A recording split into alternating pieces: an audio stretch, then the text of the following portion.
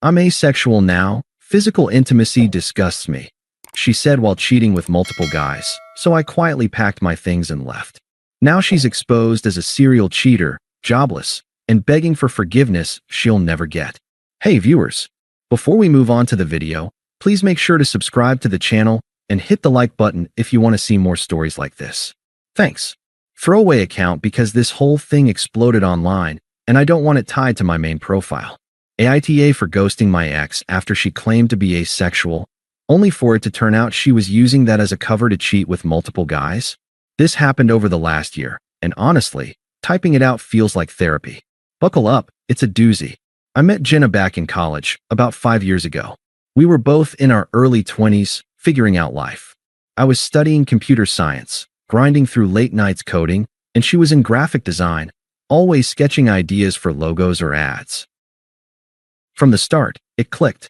We moved in together after 2 years, sharing a cozy apartment in the city. I got a solid job as a software developer at a mid-sized tech firm. Nothing flashy, but steady pay and good benefits. Jenna bounced between freelance gigs, which meant her income was spotty. I didn't mind. I covered most of the rent and bills so she could focus on building her portfolio. Hell, when she hit a rough patch last year and lost a big client, I picked up extra freelance work on the side to keep us afloat. I even skipped a promotion opportunity because it would have meant relocating, and I didn't want to uproot her. Our relationship wasn't perfect, but it was real. Physically, things were great too. We had that easy intimacy couples talk about, cuddling on the couch during movie nights, spontaneous weekends away where we'd hike, and then crash in some Airbnb, tangled up in each other. I remember this one trip to the mountains about 2 years in. We'd rented a cabin, and after a long day on the trails, we ended up in front of the fireplace, laughing about nothing, clothes scattered everywhere. It was passionate, mutual, no pressure. I thought that's what we had, a partnership where we supported each other's needs, emotional and physical. But around 8 months ago, everything shifted. It started small. Jenna began pulling away during what used to be our downtime. I'd reach for her hand on the couch, and she'd tense up, saying she was tired from work. Bedtime turned awkward. Kisses goodnight became pecks on the cheek. And anything more? Forget it. At first, I chalked it up to stress. Her freelance work was picking up, and she was pitching to bigger agencies. I tried to be understanding, giving her space, even suggesting we talk to a counselor if something was off. Then, one night after dinner, she dropped the bomb. We were in the bedroom, me scrolling on my phone, her sitting on the edge of the bed like she was rehearsing a speech. She looked at me with this serious expression, like she was about to reveal some deep truth. "Alex," she said, her voice steady but with that edge she gets when she's made up her mind about something. "I need to tell you this. I've been thinking a lot, and I realize I'm asexual. Like, physical intimacy? It just disgusts me now. The thought of it, touching like that, it's repulsive. I don't know when it started, but forcing myself through it has been making me miserable." I froze, phone slipping in my hand. "What?" "Jenna, we've been together for years. Things were fine, great even. What changed?" She sighed, crossing her arms like I was the one being unreasonable. "People change, Alex. Or maybe I was always like this and just didn't know the word for it. But every time you initiate, it feels like a chore. Like, your hands on me. It makes my skin crawl. And you keep pushing for it, making me feel guilty. If you really cared about me, you'd respect that this is who I am now. Stop making it about your ego or your needs. It's not about you." Her words hit like a gut punch. I sat there, trying to process. I'm not pushing. I just thought we were on the same page. If this is how you feel, okay, but disgusts you? That stings. Have I been making you uncomfortable all this time? "See, that's the problem." She snapped back, her tone turning smug, like she'd caught me in a trap. "You're turning this around on me, making me the villain for being honest. Asexual people exist, Alex. Read up on it. If you can't handle a relationship without sex, maybe you're the one with the issue. I deserve someone who accepts me without expecting me to perform." I didn't argue. What could I say? I felt like a monster, like I'd been oblivious to her suffering. That night, I slept on the couch, staring at the ceiling, replaying every intimate moment in my head. Was it all one-sided? Had I missed the signs? The guilt gnawed at me. Over the next few weeks, I dove into research, articles, forums, Even joined an online support group for partners of asexual people. I suggested couples therapy. She brushed it off, saying I was overreacting. I tried adapting. More emotional dates, like walks in the park or cooking together. No pressure for anything physical. But even hugs felt forced from her side. She'd pull away, muttering about personal space. Meanwhile, she started going out more, networking events for her design work, late nights at coffee shops with colleagues. Her phone was always buzzing, but if I glanced over, she'd angle it away, accusing me of not trusting her. "This is why I feel trapped," she'd say. "You're so needy." I internalized it all, thinking I needed to fix myself. I even talked to my best friend about it, who suggested giving her time, but inside, the confusion built. I loved her, sacrificed for her. Hell, I turned down that job offer to stay local. And now, I was the problem?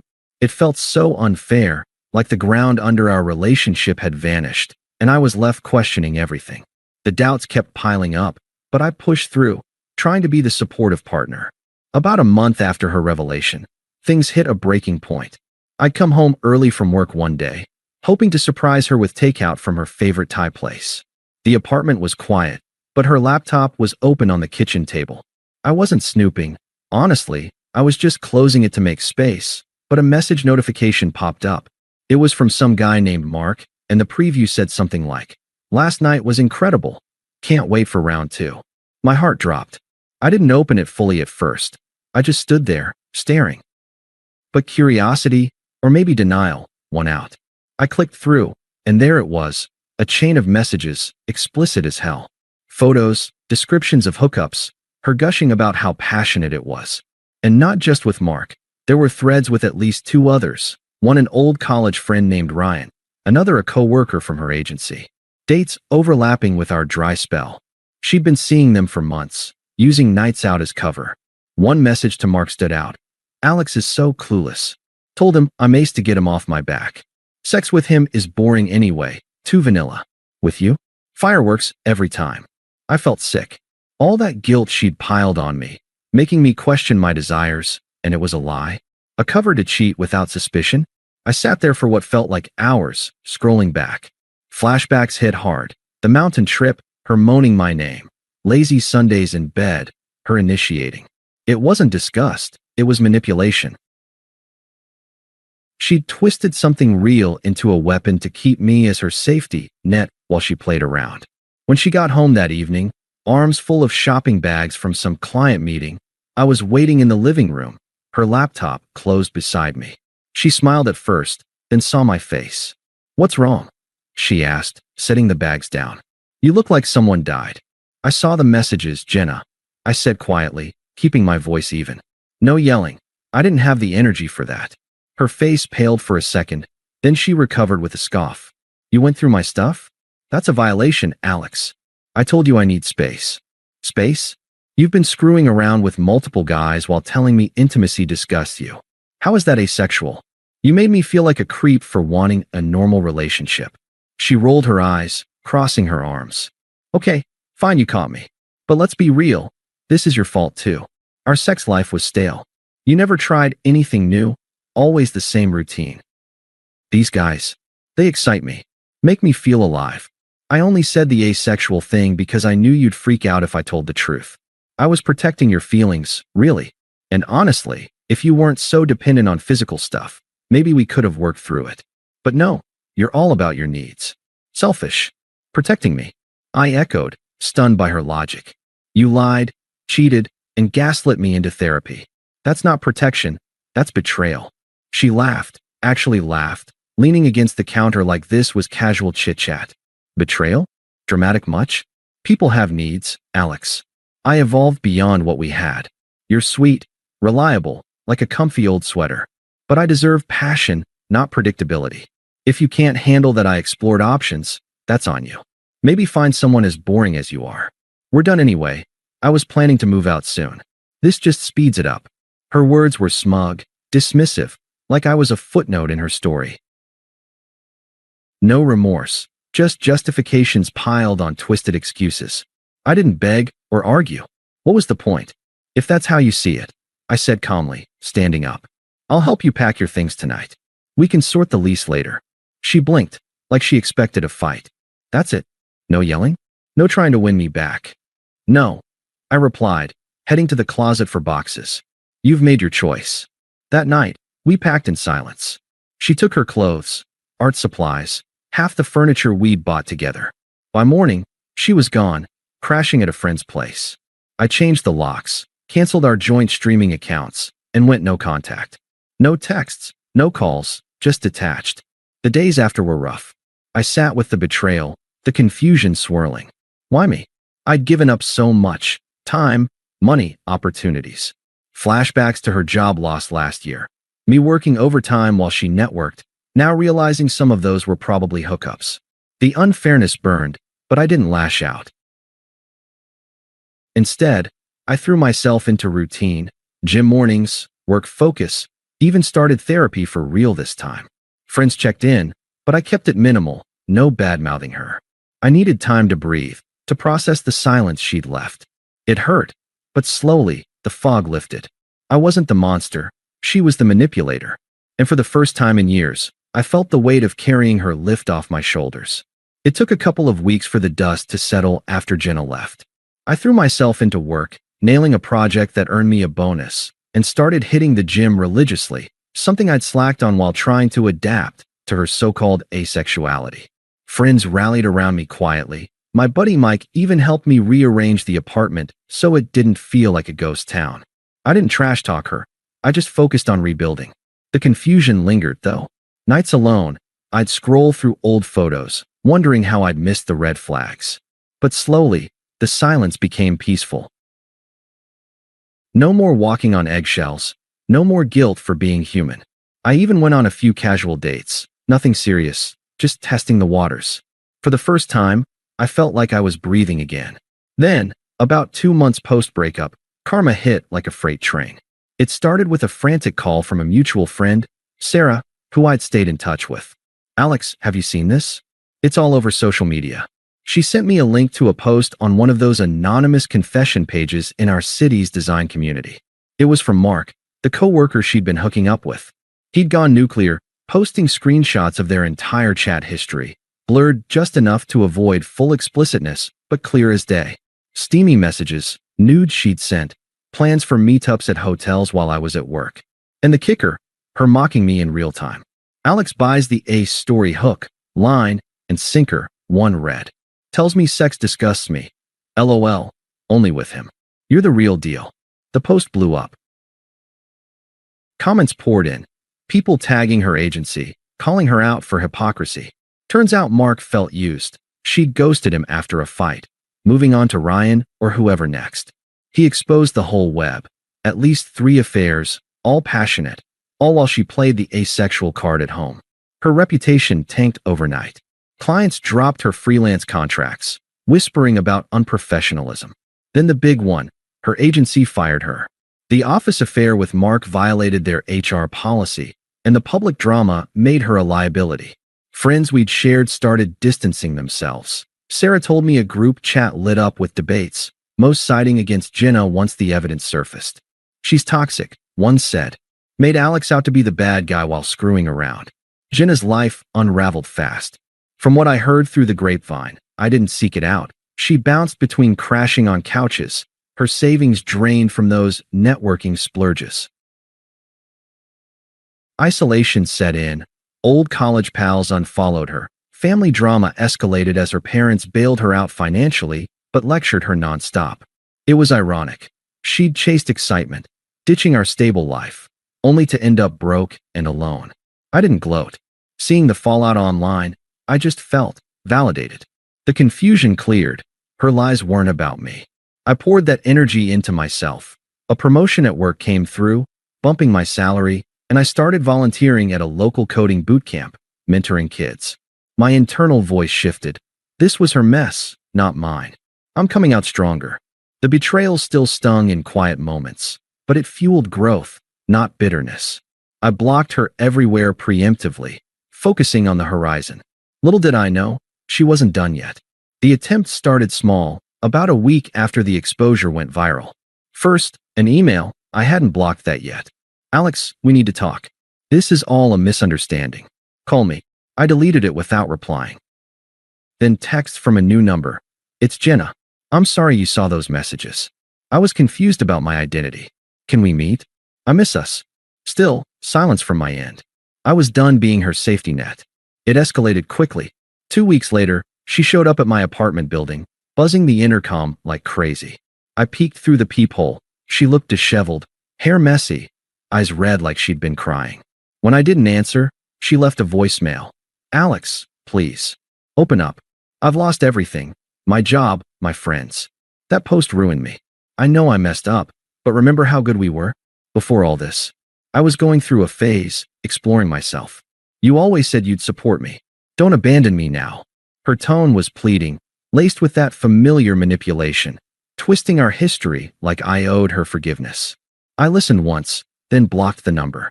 But she didn't stop. Next came the intermediaries, her toxic circle. First, her sister, Kara, who I'd always found pushy and unpleasant. She messaged me on social media. Hey, Alex. Jenna's a wreck because of you. That Mark guy is an asshole for posting everything, but you're no saint either.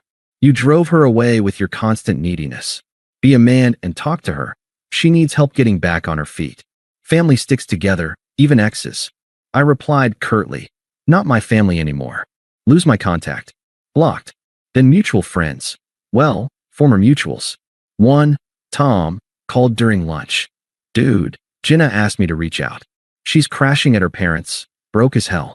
Says she realizes now you were the stable one. Come on, give her a chance to explain. She's desperate. Tom, I said evenly. She cheated, lied, and humiliated me. I'm not interested. He pushed, harsh man. People make mistakes. I hung up and unfriended him. Her attempts amped up. Another in-person show up. This time at my gym, she must have asked around. She cornered me in the parking lot, voice cracking. Alex, wait. I see now how wrong I was. The asexuality thing? It was a cop-out. I was scared of commitment. But losing you, it's killing me. Please, let's grab coffee. I can change. You were always so patient. Give me that one more time. I kept walking. No, Jenna. We're past that. She followed for a step, desperation turning to frustration. Fine. Be that way. But you'll regret it when I'm back on top and you're still alone in that sad apartment. A month later, the anger fully surfaced. Voicemails from burner numbers. You're enjoying this, aren't you? Watching me suffer while you play the victim.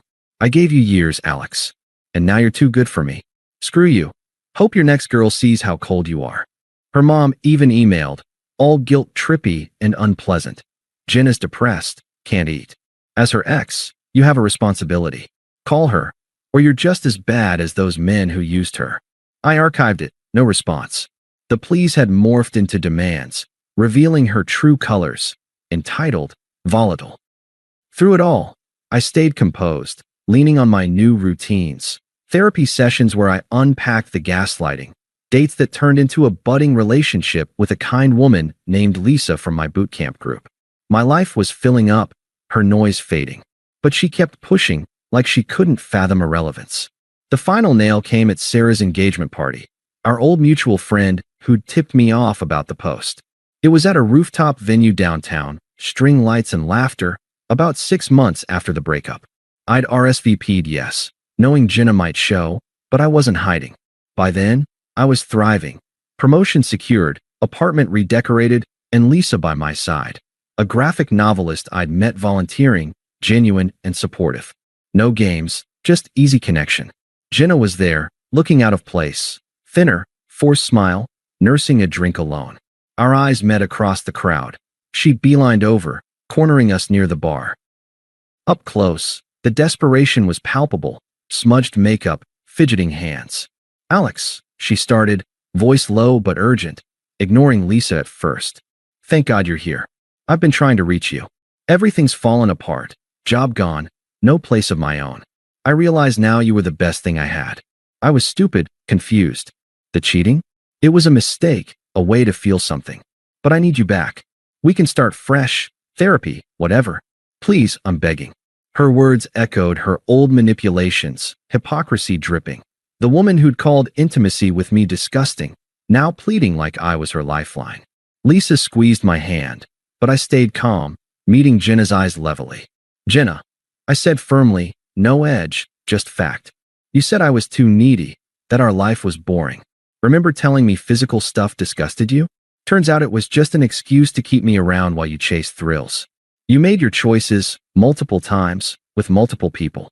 And now, this is the consequence. She flushed, glancing at Lisa, then back. But I learned from it. You're with her now? Fine, but we had history. Don't throw it away. I can be better. Please, Alex. I shook my head, reflecting her logic right back. History? You rewrote it with lies. You deserve passion, you said. Well, I deserve peace. And I found it. My job's better, my circle's solid, and Lisa? She's real, no games. You're not part of this anymore. You're just irrelevant. Her face crumpled, anger flashing. Irrelevant. After everything? You're cold, Alex. Enjoy your upgrade. Hope she bores you too. I shrugged, turning away. Goodbye, Jenna. We walked off, her staring after us. Later, Sarah pulled me aside. She left early, in tears. You handled that like a boss. I nodded, but inside, it was closure. No sympathy, no lingering care, just freedom. Update. Blocked her everywhere, including family. Life's good. Lisa and I are planning a trip. Work's fulfilling, and that betrayal? It's a faded story, a lesson in self-worth. Thanks for reading, Reddit. If YEA, cool. I'm happy anyway. Thanks for watching. I think you're sharing now. Well, I've always been a writer. I write a lot and I journal. I write a lot, mainly for myself. And then I love it. It's so therapeutic. I did a lot especially when I was going through my divorce specifically, and it was so therapeutic for me.